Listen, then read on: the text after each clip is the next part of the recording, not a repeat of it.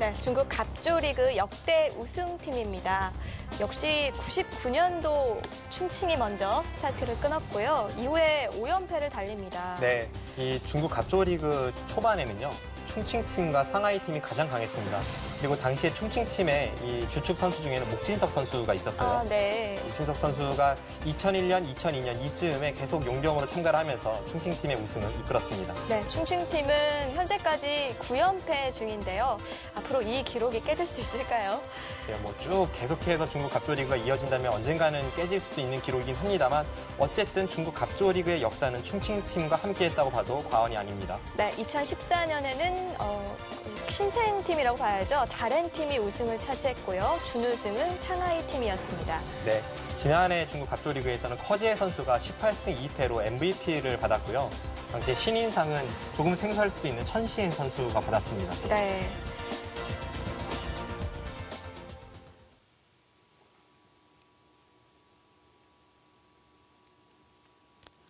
자, 김지석 선수와 렌샤오 선수의 주장전입니다. 다녀오기 전에 우상 쪽에 흙이 한 점을 때린 데까지 진행이 됐었죠? 네, 지금 여기를 흙이 한 점을 따낸 장면이고요. 여기를 따낸 수는 당시에 백돌이 여기 있었는데요. 네. 여기를 끊어서 딸 때 그때 여기를 넣는 이 4점을 차단하는 수법을 방비하기 위해서 흙이 가일수를 한 겁니다.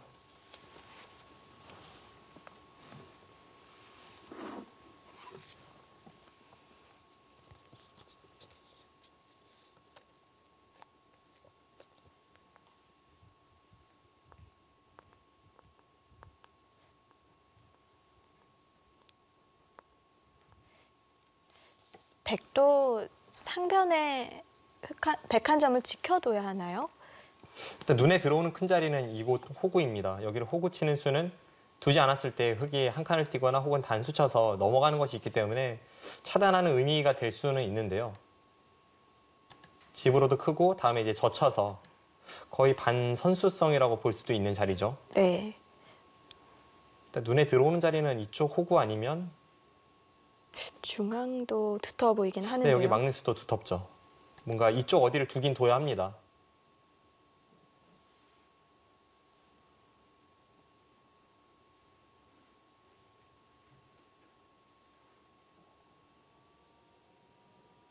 일감은 이 호구 치는 수인데 김지석 선수가 이 교환 자체가 득이 없다고 판단할 수도 있어요. 왜냐하면 어차피 여기를 교환하고 나서 중앙을 막아야 한다면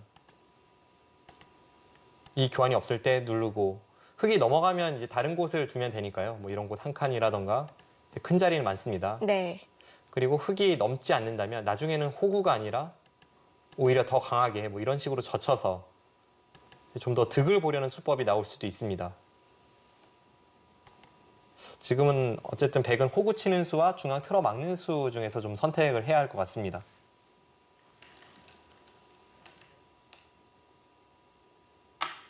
호구 교환이 아깝다고 생각을 했네요. 네.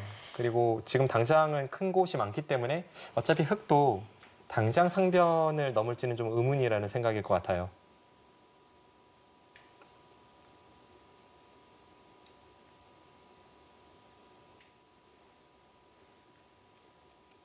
네, 과연 지금의 흐름이 백이 두터움을 어느 정도 활용해야 되는지 한번 계산을 해보겠습니다.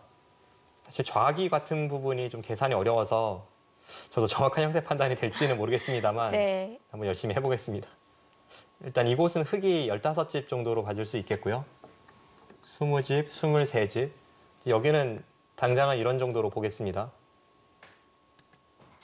23집에 네, 여기도 한 집 정도는 쳐줄 수 있겠죠. 24집. 24집.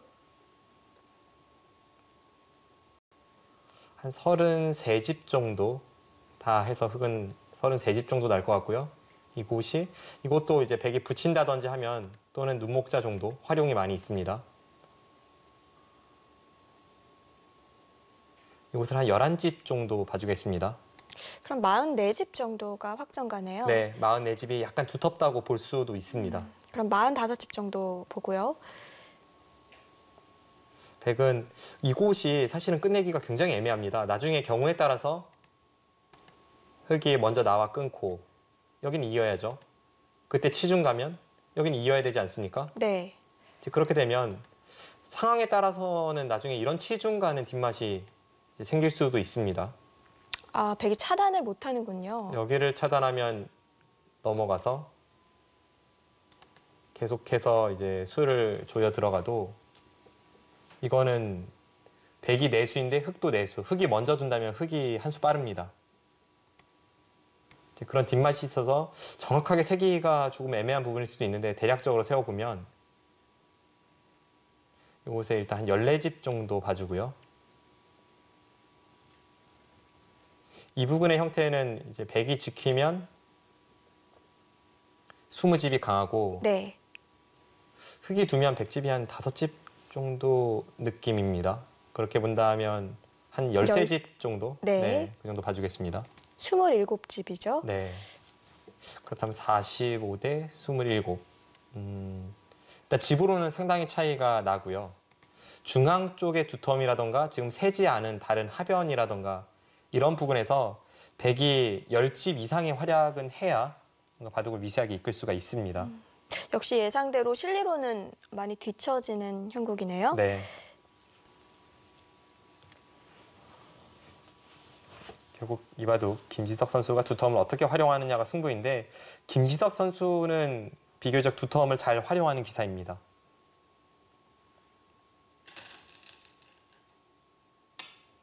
네, 바로 들어옵니다. 그런데 이제 방금 전에 개가를 하고 나서 한 가지 불안 요소라면 김지석 선수가 올 초에 3월에 있었던 농심배에서 렌샤오 선수에게 패할 때 그때 대국 내용이 김지석 선수의 두터움과 렌샤오 선수의 실리의 만남이었는데 당시에 두터움을 잘 활용하지 못했고요. 네. 중반 이후에 렌샤오 선수의 이 노련한 반면 운영에 패한 적이 있습니다. 그때의 기억을 김지석 선수가 좀 잘 되살려서 준비를 잘 하고 아마 대국에 임했을 겁니다. 오늘은 그 당시의 중반전의 모습은 보지 않았으면 좋겠네요. 재현은 없었으면 좋겠습니다. 네.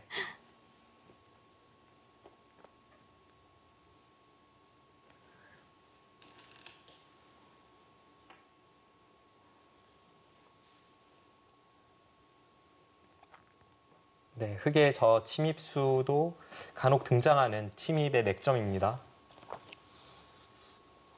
이제 흔히 사용되는 수법으로는 이수와 당장 3-3을 들어갔을 때 이 패가 되는 변화 그리고 이쪽을 붙이는 수 이 3가지 정도가 있었는데요. 지금은 패가 되는 것은 일단 백이 좀 패감이 많기 때문에 흑이 피했던 것 같고요. 그렇다면 흑은 이 붙이는 수와 치중 가는 수 사이에서 좀 갈등을 했을 겁니다. 붙이는 수와 치중 가는 수 어떤 차이점이 있을까요? 제가 볼 때는 이 2선으로 미끄러져 들어간 실전의 진행이 앞으로 3-3을 들어가서 둔다면 패가 안 나고 그냥 안에서 살 확률이 더 높습니다. 그리고 만약에 이 수로 붙였다면 좀 더 복잡한 변화가 됐을 것 같아요. 붙였다면 백도 이쪽을 젖혔을 테고 지금 흑돌이 여기 없습니다. 네. 이제 그때는 흑이 여기를 젖히는 수뿐인데 끊어서 이후의 변화는 좀 어렵네요. 여기를 늘면 이곳을 틀어막고 뭐 단수 치고 이쪽을 빠져나오는 그런 식의 전투가 됐을 겁니다. 네, 아마 이런 식으로 흘러갔을 거예요. 좀 더 돌과 돌이 부딪혔겠네요. 네. 렌샤오 선수가 실전에 이 2선 저공 비행을 선택한 것은 그냥 안에서 쉽게 안정을 하겠다 뭐 그런 뜻이 내포되어 있습니다.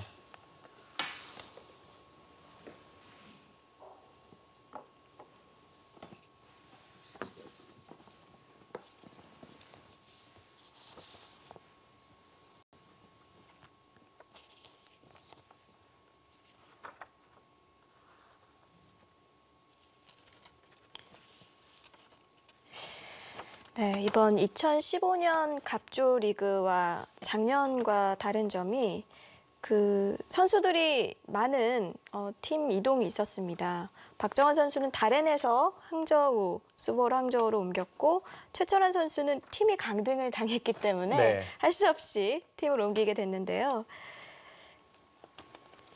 또 이동훈 선수도 청두 팀이 강등을 당했죠? 그렇습니다. 한국 기사가 속한 팀이 강등을 당하는 그런 아픔을 겪었는데 저도 예전에 2006년에 중국 갑조 리그를 뛰었던 적이 있고요. 그 당시에 제가 속했던 팀이 강등을 당했습니다. 아, 그래서 네. 이 강등이라는 것이 얼마나 선수들에게 아픔으로 다가오는지를 잘 알고 있습니다.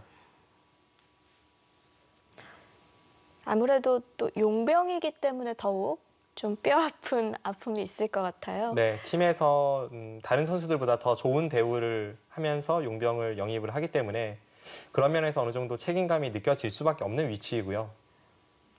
그리고 중국 을조 리그가 워낙 치열하기 때문에 한번 떨어지면 다시 올라온다는 보장이 없습니다. 네.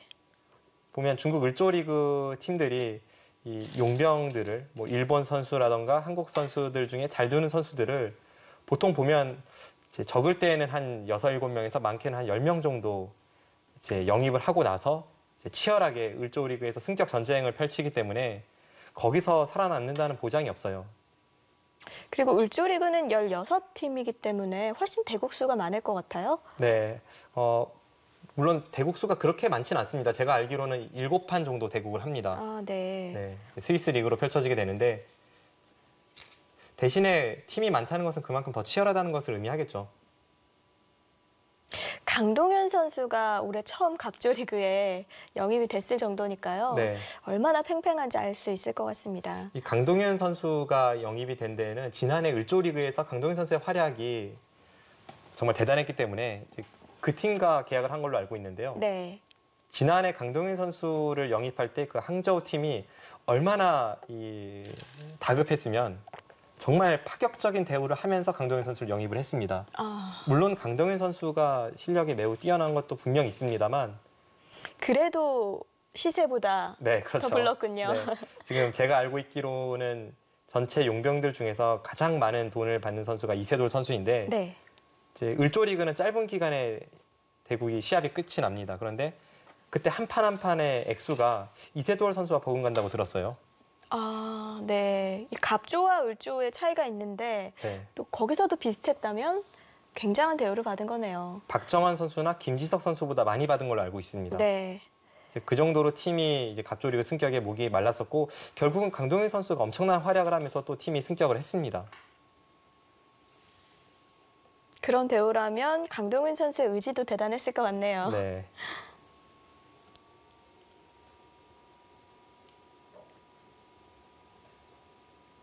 지금 찌르고 끊는 변화도 참 재밌습니다. 지금 방금 전에 마지막 두 수가 여기를 흙이 찔렀고 백이 한 점을 잡았습니다. 네. 이 찌른 수의 의미는 지금이 타이밍이라는 거였어요. 예를 들어서 이 수로 그냥 먼저 귀를 받아보겠습니다. 단수 치고 젖힐 수도 있고요. 백은 그냥 여기 한 점을 잡는 것이 좀 더 탄탄한 의미로 볼 수도 있습니다. 이렇게 되었을 때 이곳에 백돌은 없죠. 그 다음에 여기를 찌른다면 백은 막아주질 않습니다. 여기를 늘어서 받게 돼요. 그런데 이 교환이 없을 때 백이 늘어서 받는다면 그때는 하나 더 찌르고 이렇게 단수를 쳐서 계속 백을 추궁할 수가 있었던 겁니다. 아, 귀가 백이 끊어지네요. 이제 그런 의미에서 하나 교환을 시키고 그때 틀어막겠다는 것이 렌샤오 선수의 의도였고요. 이 의도를 알아차린 김지석 선수가 이 타이밍에 한 점을 잡고 반발을 한 겁니다.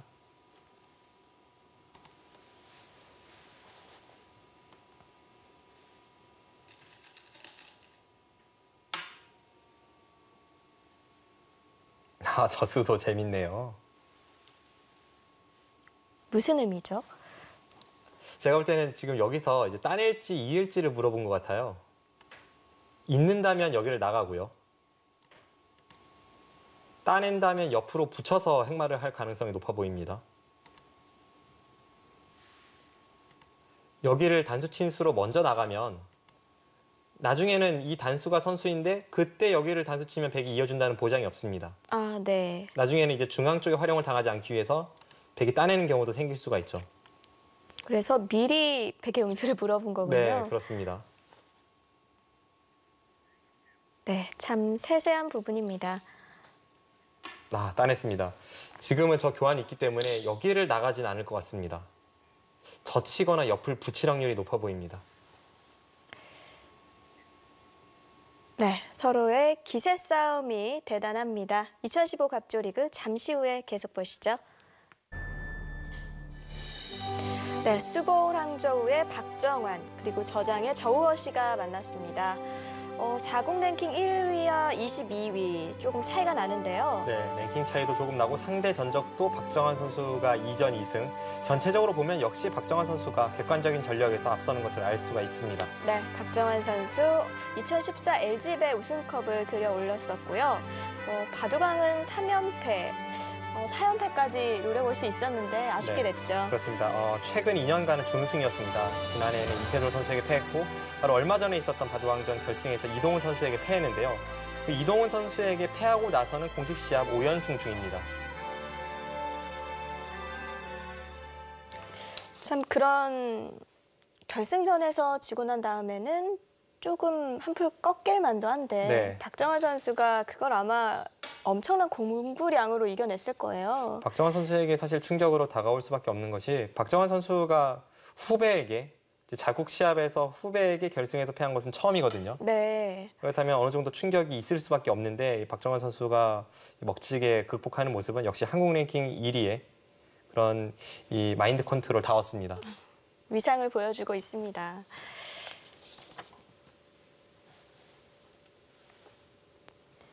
네, 이 대국은 속기전이고요. 중국 갑조리그는 시합 전날에 각 팀 대표가 저녁 7시에 오더를 교환을 합니다. 그중에 한 판은 주장전, 한 판은 속기전이 되는데 속기전이라고 해서 바로 초읽기로 시작하는 것이 아니라 농심배와 같습니다. 네. 제한 시간이 각자 1시간에 1분 1회가 주어집니다. 사실 한국 선수들에게는 속기도 속기가 아닐 거예요. 그렇죠. 예전에는 한국에서 1시간 기전은 준속기라고 불렀었는데요. 어쨌든 박정환 선수가 제가 보기에는 1시간 시합에서도 충분히 강점을 발휘할 수 있는 그런 기사이기 때문에 오늘 좋은 내용 기대가 됩니다.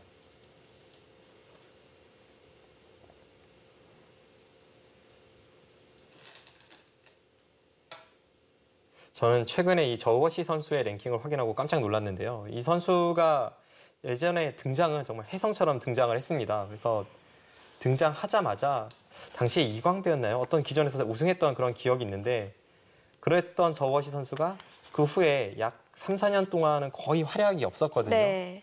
그러다가 최근에 이 랭킹을 보고 생각보다는 높아서 제가 깜짝 놀랐습니다.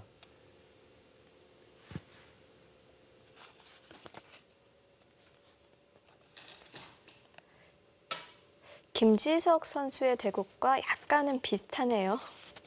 네, 이제 우아기 쪽의 정석 진행이 조금 다르고요. 네. 우상기 이 굳힘에 대해서 이선을 붙인 것은 같습니다.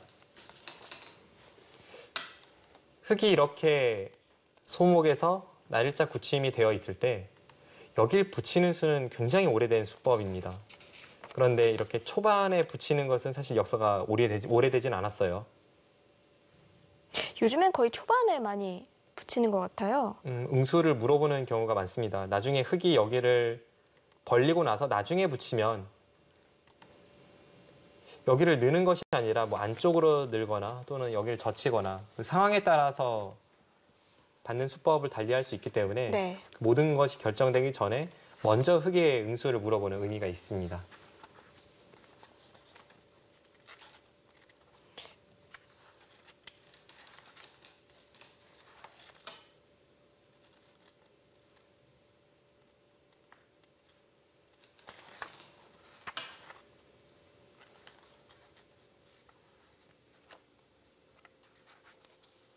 박정환 선수는 중국 리그 통산 전적이 36승 11패입니다.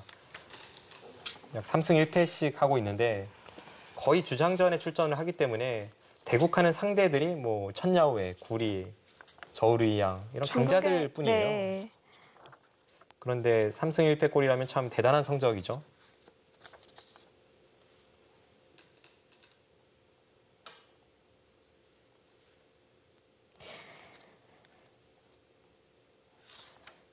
네, 역시 올해 출전한 선수 중에는 이세돌 선수가 가장 대국수가 많은데요. 76전 53승 22패. 네, 그리고 이 이세돌 선수는 중국 갑조리그 연승 기록을 가지고 있습니다. 19연승을 기록한 적이 있습니다. 아, 참 그게 가능한 건가요? 특히나 이 중국 갑조리그는 한국 리그와 달리 주장전이라는 것이 따로 있기 때문에 상대팀의 에이스만을 상대하는데 거기서 19연승은 정말 엄청난 기록이죠. 예전에 2005년에 한국 바둑리그에서 당시에는 이제 주장은 주장끼리만 대국을 하던 시절에 박용원 선수가 주장으로서 9연승을 한 적은 있었는데요. 네. 그걸 뛰어넘는 대기록입니다.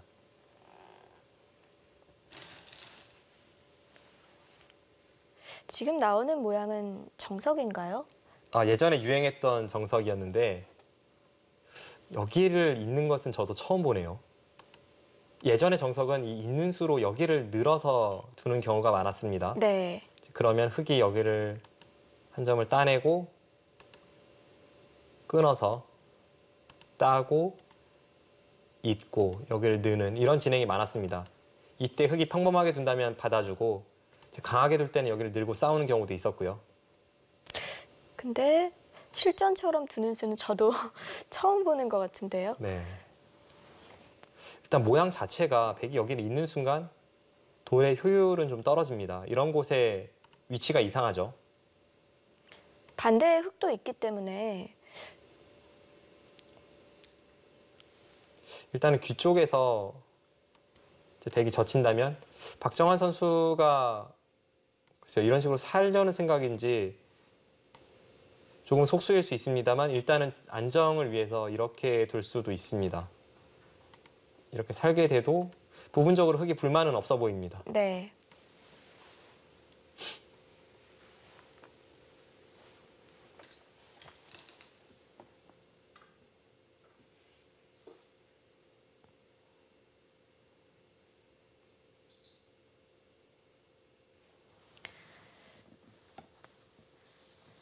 네. 한국에서는 강동윤 선수가 올해 갑조리그에 처음 출전을 하게 됐는데 중국에서도 새로 출전하는 선수들이 많아요. 네, 뭐 중국도 워낙 그 세대 교체가 빠르고 어린 선수들이 쑥쑥 자라나고 있기 때문에 또 중국 기사들의 이 꿈은 보통 갑조리그 진입인 경우도 많습니다. 네. 그래서 항상 이 보면은 중국 갑조리그는 선수들 변화 폭이 큽니다. 한창 주가를 올리고 있는 리친청 선수, 리밍, 샤천쿤, 옌환과 셰커도 지금 2015 새로 출전을 하네요.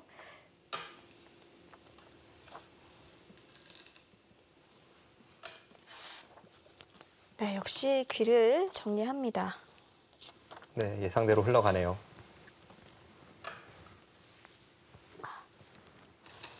네, 지금 저렇게 정리하는 이 수법이 아주 생소하지는 않은 것이 제가 정확히는 어떤 형태에서 그걸 봤는지는 기억은 안 납니다만 예전에 고전 일본 정석에서 이와 비슷한 형태가 있습니다.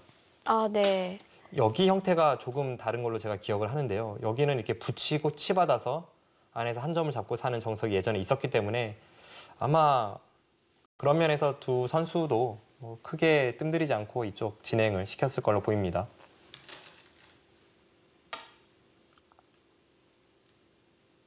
네, 전 아무리 봐도 이 좌귀의 형태는 흙이 괜찮아 보이네요. 그리고 하변까지 오면서 이게 뭔가 활발한 포석 같습니다. 네, 흙이 박정환 선수여서가 아니라 프로 기사라면 누구라도 아마 흙을 들고 싶어 할 것 같습니다.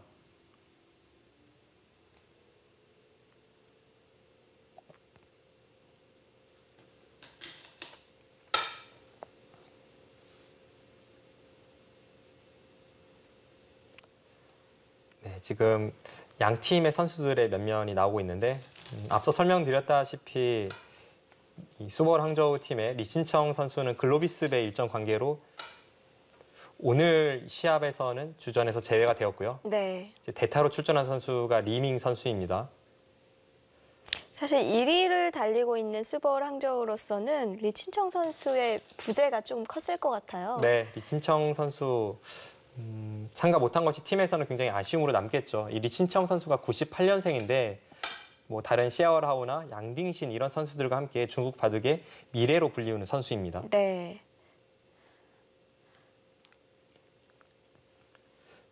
이 멤버 중에서 저는 후이한 선수는 처음 봤습니다. 제가 이 중국 네. 갑조리그 선수들을 쭉 보았을 때에도 갑조리그에 출전할 정도면 웬만하면 다 아는 선수들인데 이 후이한 선수는 처음입니다. 이 선수가 랭킹이 162위더라고요. 근데 작년에도 출전을 했던 것 같은데요? 출전을 많이 했나요? 그건 모르겠고 네, 후보- 새로 출전하는 건 네, 아니거든요. 그러니까 후보 선수로 등록이 네. 되고 주전으로 출전을 많이 못했다면 한국에 잘 안 알려졌을 수도 있습니다. 이게 사실 그 선수들이 스케줄이 굉장히 많기 때문에 팀마다 후보 선수를 꼭 두는데요.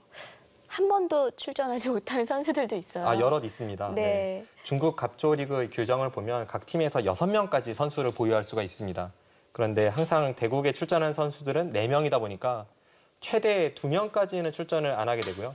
특히 그 2명 중에서도 팀에서 6등으로 분류가 되는 선수들은 1년에 출전을 못하거나 또는 한두 판 두는 경우도 허다합니다. 그렇겠네요. 지금은 유명한 선수입니다만 이 양딩신 선수도 지금 충칭팀에서 오랫동안 있는데요. 이 선수가 과거에 팀 내 주전 경쟁에서 리시에나오 선수와 3번기인가 5번기를 두었다고 합니다. 그때 이 주전 경쟁에서 탈락하고 1년간 거의 참가를 못했다고 해요. 그러면서 이 쑥쑥 커가던 신예 기사가 슬럼프가 왔다고 합니다. 한국 리그와 마찬가지예요. 중국 리그도 중국 갑조리그에 진입하는 것도 물론 이 신예 선수들의 꿈입니다만 그 중에서 주전으로 출전하는 것 이것도 팀 내 경쟁이 치열합니다. 그렇겠네요.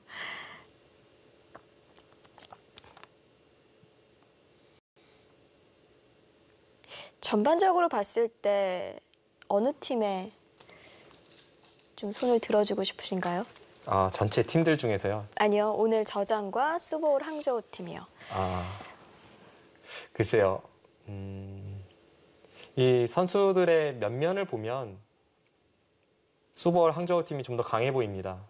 리밍 선수가 주전 선수가 아닌데 리친청 선수의 대타로 나왔다고 해서 이 선수를 무시할 수 없는 것이 한국 기사들이 얘기하는 유명하지 않은데 실력이 탄탄한 선수들이 몇 명 있어요. 네. 그 중에 한 명이 리밍 선수입니다.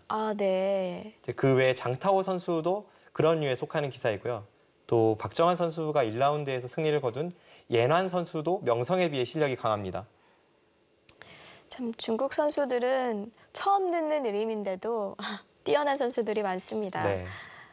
그래서 이제 선수들의 면면을 보면 항저우 팀이 저장팀보다 약간 더 강해 보이는 것이 사실인데 이제 문제는 저장팀의 홈이기 때문에 저장팀은 원래대로 주장 선수 김지석 선수가 주장전에 등판하는 반면 항저우 팀은 외국 기사끼리 대국할 수 없는 규정에 따라 박정환 선수를 주장에 내지 못했습니다. 네. 이제 그것이 어떤 변수로 작용할지 그건 좀 더 지켜봐야겠습니다.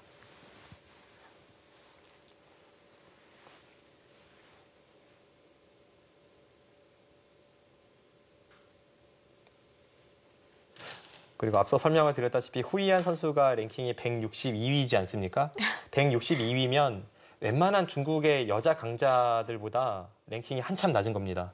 그렇죠. 네. 지금 루이와 그리고 다른 탑 여 기사들은 100위권 안에 진입을 네, 하고 있거든요. 100위권 안에 있어요. 지금 뭐 1위를 다투는 선수가 루이 선수와 위징 선수인데 항상 보면은 뭐 100위 밖으로 나가진 않습니다. 네. 네, 작년에 이 후이완 선수가요 4승 6패를 했다고 하네요. 그럼 꽤 많이 등판을 했네요. 네.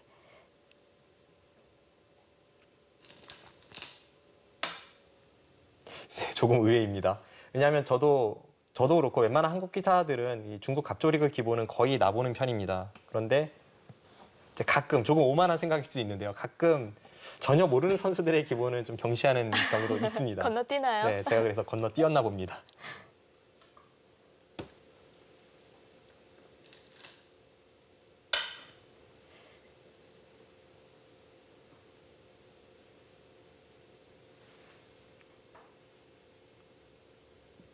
덱은 뭔가 중앙을 두텁게 하고 싶어 하는 것 같아요. 네, 일단은 이 귀 쪽에서 실리는 내주지만 지금 두어지는 것도 정석 진행인데요. 활용을 통해서 바깥쪽의 형태를 정돈하는 거고요. 오늘 박정환 선수는 컨셉을 확실히 잡았습니다. 탄탄한 실리죠. 사귀생 되겠네요. 네, 뭐 거의 유력합니다. 이제 여기만 지키면 사기생이고 대신에 이제 중앙 쪽에 이 백의 세력을 어떻게 지우느냐 이 바둑은 앞으로 이 중앙전이 볼만할 것 같습니다.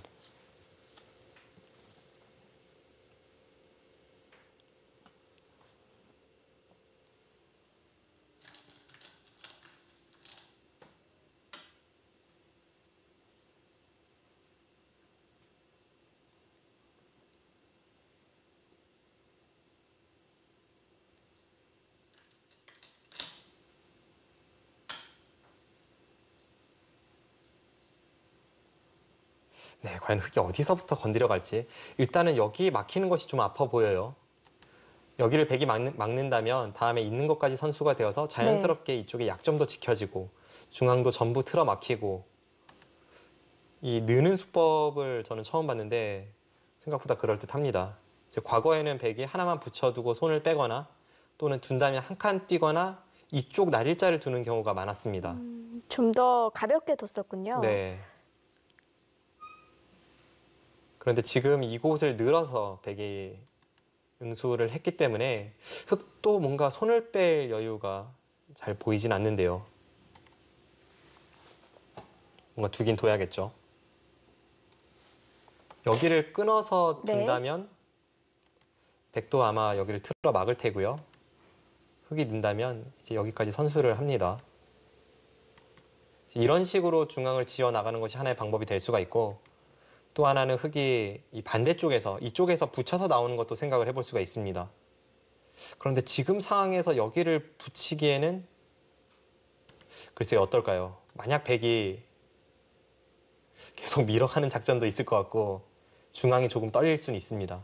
아무튼 이런 두 갈래 길이 있기 때문에 박정환 선수도 좀 시간을 들여서 생각을 합니다.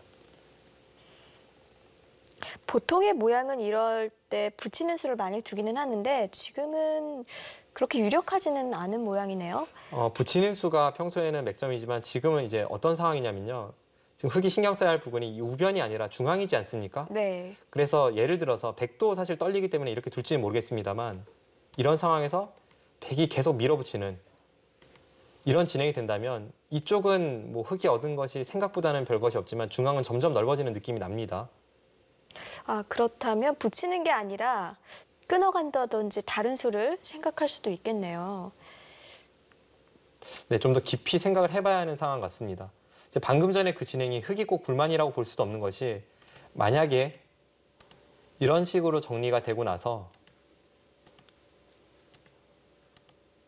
이렇게 되고 나서 침입을 해서 흑도를 살릴 수 있다면 그때는 이것처럼 편하게 이기는 길이 없습니다. 그래서 현실적으로는 아마 여기를 붙이면 백도 호구치고 쭉 미는 것보다는 좀 더 중용을 지키는 그런 수를 선택할 가능성도 있습니다.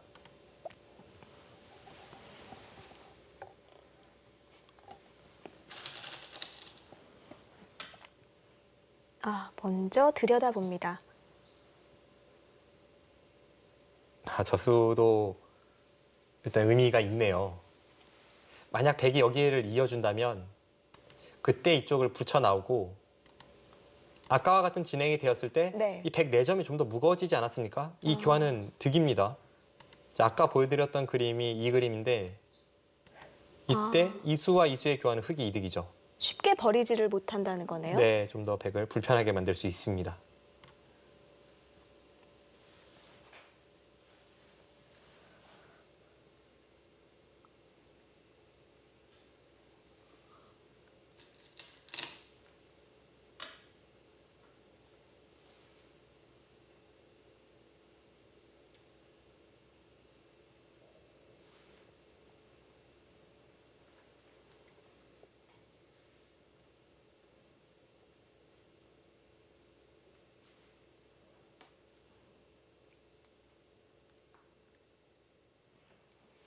이 한국 기사들이 처음 보는 중국 기사를 상대했을 때 생각보다 너무 잘 둬서 깜짝 놀랐던 그런 경우 몇 차례 있었는데요.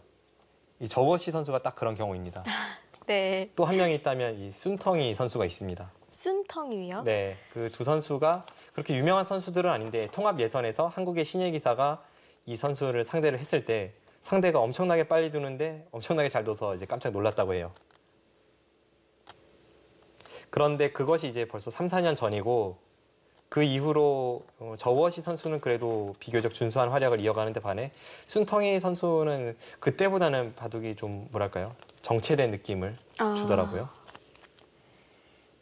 올해도 갑조에 출전하지는 못했네요. 네. 그리고 이 저장팀의 장타오 선수, 전혀 유명한 선수는 아닙니다만 이 선수가 항저우 기원 이제 출신 선수인데 예전에 이 한국의 신예 기사들 이제 대표적인 선수들이 안국현 선수나 이지현 선수 이런 정도 레벨의 선수들이 갔었는데 당시에 이 항저우 기원 소속 기사들과 교류전을 벌였고 그때 한국 기사들에게 가장 인상 깊은 바둑을 보여줬던 선수가 바로 장타오 선수였다고 합니다. 그렇군요.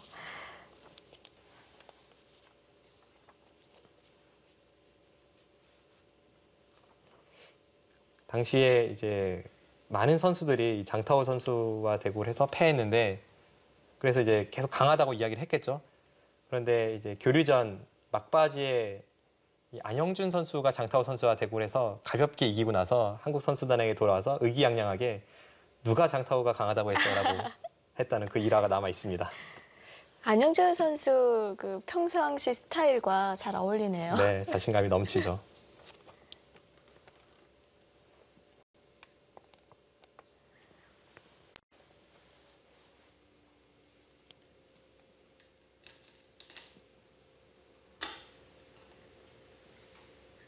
그 틀어막는 교환. 약간은 애매한 교환이 될 수도 있습니다. 사실 초반에 저 교환은 안 해두는 게 정설인데요. 지금 충머리 때문에 한 것 같기도 하고요. 네.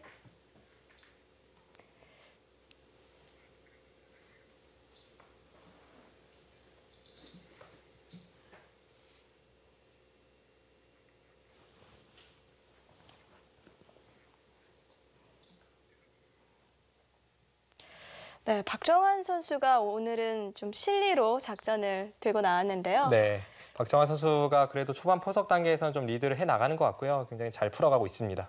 네, 3라운드 경기는 잠시 후 2부에서 함께 하시기 바랍니다.